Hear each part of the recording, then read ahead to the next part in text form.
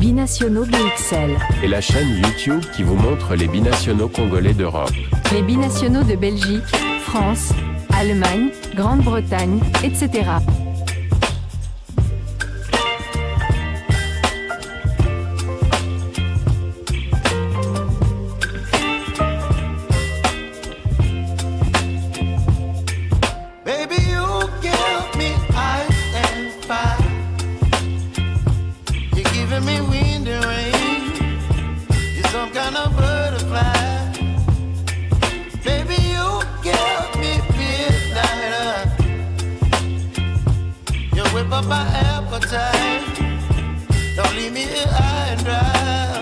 Bonjour à tous. L'heure est venue de parler de Champions League 2024 à 25 de l'UEFA, nouvelle formule.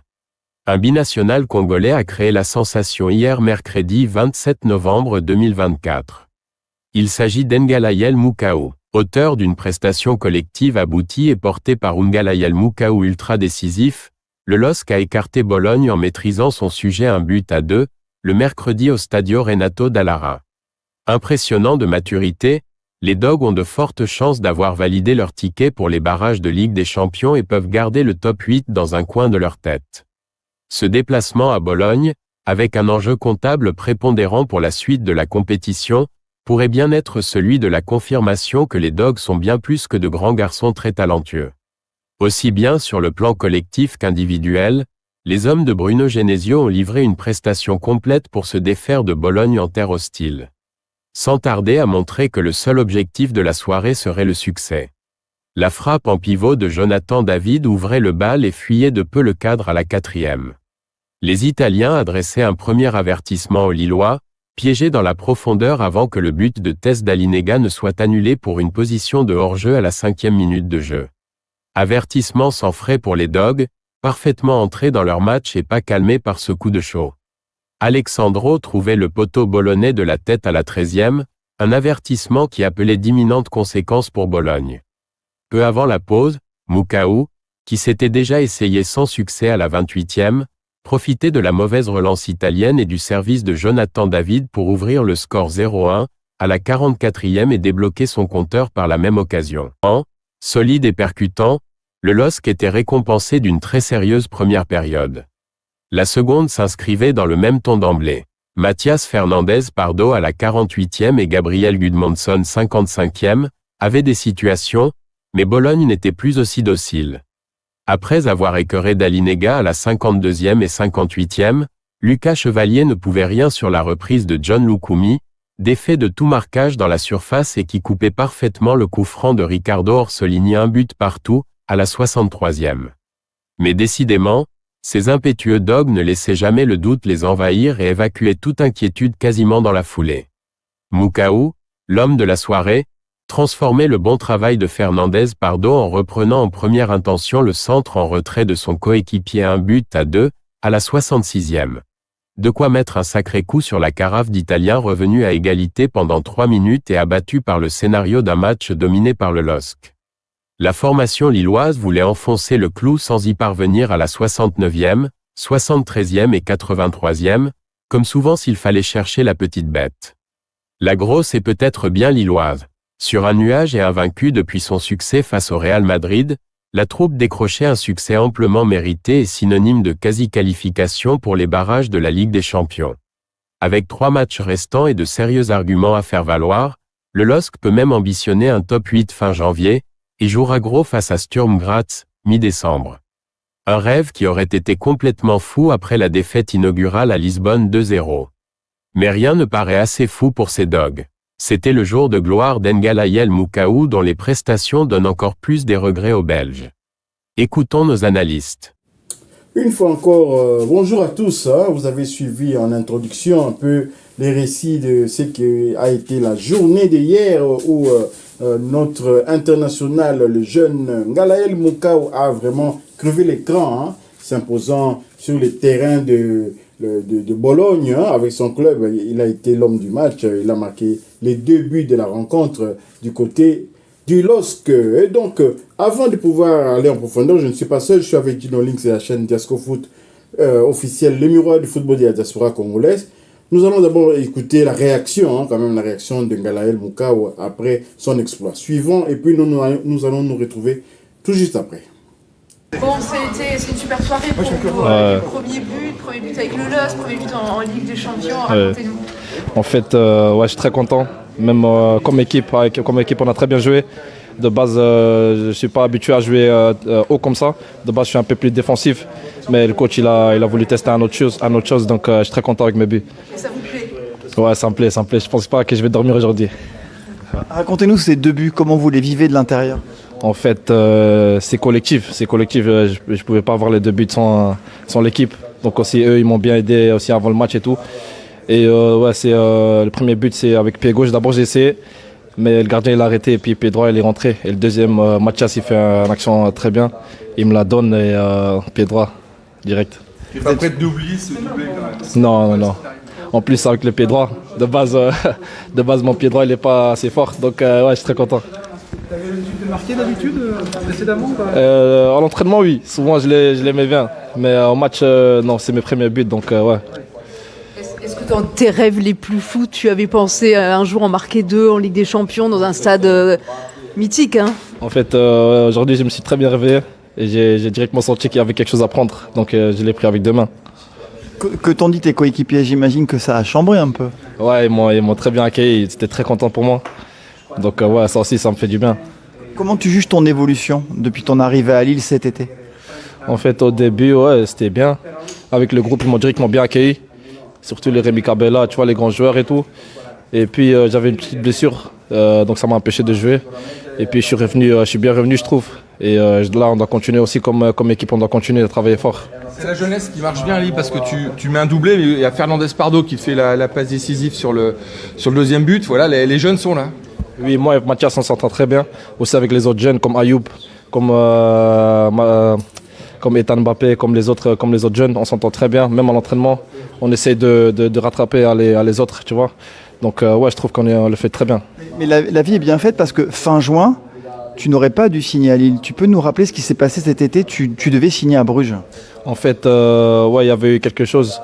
Donc j'ai fait un autre choix parce que le président, il était venu à Anvers pour me parler. Et ce qu'il m'a dit, c'était extraordinaire. Ça m'a directement touché, moi et ma famille. Donc j'ai changé mes idées et j'ai signé à Lille. Qu'est-ce qu'il t'a dit ce jour-là? Je pense que ça va rester entre nous. Là, vous êtes quasiment qualifié, c'est bien parti.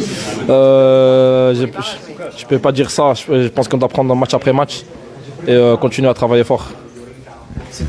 Quel bilan tu tires de ce match? Parce que c'était pas un match. Pardon? Comment tu l'analyses ce match? En fait, ouais, au début, ils ont poussé, mais comme équipe, surtout derrière, on est très solide. Avec Bafo, avec Alex, Gabi, Thomas, on est très solide. Aussi Lucas. Donc, ouais, on est resté debout. On a continué à bosser. Les 2 buts sont arrivés. Voilà, vous avez suivi la réaction d'Ngalael Moukao. Je ne sais pas, Juno Links, comment vous avez vécu cette soirée d'hier, quand même, en suivant cette rencontre qui a opposé Bologne au LOSC? Bon, toute franchise, je n'ai pas vraiment suivi la rencontre parce que j'étais captivé plutôt par le match entre Liverpool et le Real du Madrid. Mais en fin de match, j'ai quand même vu quelques extraits. J'ai vu les 2 buts de Ngalael Moukao, comme lui-même le dit. Ce sont ses tout premiers buts en professionnel. Donc, il n'avait jamais marqué en Belgique. Il n'avait jamais marqué même à Lille, avec Lille en Ligue 1. Et là, il marque un doublé pour son 3e match seulement en Ligue des Champions. C'est dire l'exploit énorme qu'a réalisé notre international congolais. Et pour dire, il faut dire vrai aussi, il faut saluer aussi le coup de génie de l'entraîneur Bruno Genesio qui, c'était pas prévu que Ngalael Moukao débute cette rencontre. Il a préféré le mettre à la place de Rémi Kabila, qui joue d'habitude à cette place-là. C'était la première fois, comme lui-même l'a dit, c'est la première fois qu'il évoluait à ce poste-là de milieu offensif. Donc il était tout juste derrière l'attaquant de pointe Jonathan David, et ça lui a réussi. Il a marqué 2 buts, félicitations à lui. Et il rentre quand même de plein pied dans le livre de records de plusieurs, le livre de records de la Ligue 1, car avant lui, il n'y avait que 3 joueurs qui avaient réalisé cet exploit à cet âge-là. Il faut dire que Ngalael Moukao, il a 20 ans et même pas un mois, je pense. Il a 20 ans et quelques semaines. Mais avant lui, il y a eu des joueurs qui l'ont fait un peu plus vieux. Il y a Mbappé, Benzema et David Trezeguet pour excuser du peu. Donc ces trois joueurs comme point commun, c'est qu'ils sont tous des numéros 9. Mais Galel Moukom, c'est un milieu défensif. Donc c'est dire l'exploit de notre international congolais. Et c'est aussi le plus jeune joueur lillois à réaliser un doublé en Ligue des Champions. Donc, et il vient de détrôner le record de Chancel Mbemba. Il a pratiquement marqué un doublé aussi, quasiment jour pour jour. C'était le 26 novembre 2014. Chancel Mbemba avait marqué un doublé lorsqu'il évoluait du côté d'Anderlecht face à l'équipe turque du Galatasaray. Donc là, Chancel Mbemba avait 20 ans et 3 mois si mes souvenirs sont bons. Donc là, Galel Mouka vient d'effacer aussi Chancel Mbemba. Donc Galel Mouka a marqué le 27 novembre 2024. Chancel Mbemba a marqué le 26 novembre 2014. Donc, pratiquement 10 ans jour pour jour. C'est un exploit. On se demande est-ce que la position dans laquelle Galel Mouka a joué hier en Coupe d'Europe, ça ne va pas donner des idées à Sébastien Desables, lui qui est un bien maître des milieux défensifs aussi, un peu plus haut. On l'a vu souvent avec Edo Kaimbe, on l'a vu avec Noah Sadiki, et pourquoi pas va-t-il pas tenter l'expérience avec Ngalael Moukao? Je vous invite à revoir encore la rencontre qui avait opposé la RDC à l'Éthiopie, à Kinshasa, défaite quand même des Léopards, 1-2. Et vous allez constater que Ngalael Moukao était aussi positionné un peu haut. Et d'ailleurs, au début de rencontre, on avait donné un peu du fil à retordre à cette formation éthiopienne. Est-ce que le coach Bruno Genesio, qui n'est pas un inconnu pour les Congolais, parce que c'est un ancien coéquipier de Jeune Kabongo lorsqu'ils étaient ensemble du côté de l'Olympique Lyonnais, il faut reconnaître que par ses buts, Eugène Kabongo avait vraiment été le meilleur joueur d'abord de Ligue 2 de cette année-là. Je crois que c'est l'année 87 ou 88, si ma mémoire ne me fait pas défaut. Et ils avaient fait monter l'Olympique Lyonnais. Donc Bruno Genesio, est-ce qu'il avait suivi cette rencontre-là? Parce que on a eu dire que certains entraîneurs de nos joueurs, de nos internationaux, notamment celui je sais pas, à Montpellier, quelque chose comme ça, il y a un entraîneur qui était intéressé à Dimitri Berthaud, qui suivent les rencontres de nos internationaux. C'est plutôt Johan Wissa. Et donc, est-ce que Bruno Genesio avait observé que Ngalael Moukao pouvait être quand même dangereux en positionné très haut comme ça dans la rencontre, ou alors c'est un pur hasard? Alors de cette manière-là, nous invitons Sébastien Desables, bien évidemment, à pouvoir emboîter les pas à Bruno Genesio, et pourquoi ne pas laisser à ce poste-là, parce qu'il est capable aussi de défendre ce qui, normalement, on ne rencontre pas cette situation avec Gaël Kakuta, qui d'habitude qui a les faveurs de Sébastien Desables, même blessé. Donc, on a constaté que Moukao, positionné haut, est capable de prendre des initiatives, malgré que la rencontre s'est jouée quand même à l'extérieur. Et donc, le coach Bruno Genesio n'était pas parti là-bas juste pour limiter les dégâts. Il avait vraiment une idée en tête. Je ne sais pas ce que vous en pensez. Tout à fait. Donc, oui, c'est vrai, comme lui-même Bruno Genesio l'a expliqué, il voulait un joueur qui puisse aider l'attaquant Jonathan David au pressing, et comme Ngalael Moukao, c'est un joueur qui a quand même du coffre, comme on le dit, physiquement il est très fort, et balle au pied aussi, il n'est pas là, même bien qu'il soit un milieu défensif, c'est un joueur qui récupère aussi énormément de ballons. Il voulait empêcher les défenseurs de relancer très vite. Donc, comme on dit souvent, la meilleure défense, c'est l'attaque. Donc, vraiment, Bruno Genesio, l'idée, c'était de défendre très, très haut. Et là, c'est pour ça qu'il avait placé Ngalael Moukao, et ça l'a souri. Non seulement Lille n'a pas pris une casquette du côté de Bologne, c'était 0-1, et puis Bologne a égalisé. Ensuite, Ngalael Moukao a donné le but de la victoire. Donc vraiment, le principe de Genesio, c'était d'empêcher les relances des défenseurs de Bologne, avec un joueur qui va les emmerder, que si je peux m'exprimer ainsi. Oui, donc voilà, Ngalae Moukao, qui a quand même fait l'unanimité un peu dans la presse. Même les Belges ont réagi. Hein, et puis nous, ce qui nous rend encore fiers, c'est lorsque on entend dire l'international congolais. Désormais, on parle d'un international congolais. Et donc la Belgique peut vraiment avoir que ses yeux pour pleurer. Parce qu'il y a des moments, il y a des joueurs comme ça qui attendent leur sélection et ils sont un peu traités avec mépris. Désormais, la RDC aussi est attentive à tout cela. On peut évidemment aussi récupérer des binationaux de premier ordre, hein, parce qu'avant on récupérait un peu ce qui restait, mais maintenant on récupère un joueur qui était capable également aussi d'être titulaire chez les Diables Rouges, hein, plus que même certains autres, je ne vais pas citer les noms ici, hein, mais Galae Moukao quand même a réussi quand même, est-ce qu'il n'avait pas joué contre le Real Madrid, hein, il était blessé je pense, c'est dommage, mais quand même, nous estimons que Lille a déjà réussi sa saison européenne. Hein. Ça peut encore aller mieux. Vous avez suivi en introduction que leur prochain adversaire, c'est Sturm Graz, je crois, les clubs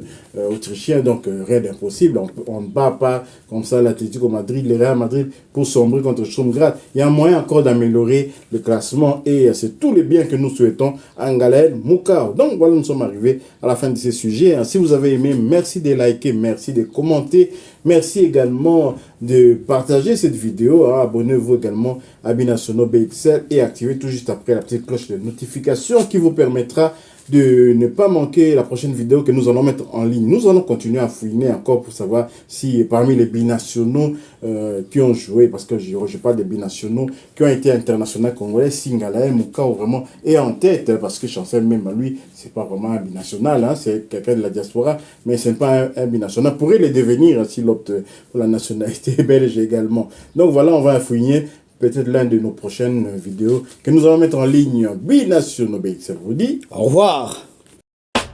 Binationaux BXL. Et la chaîne YouTube qui vous montre les binationaux congolais d'Europe. Les binationaux de Belgique, France, Allemagne, Grande-Bretagne, etc.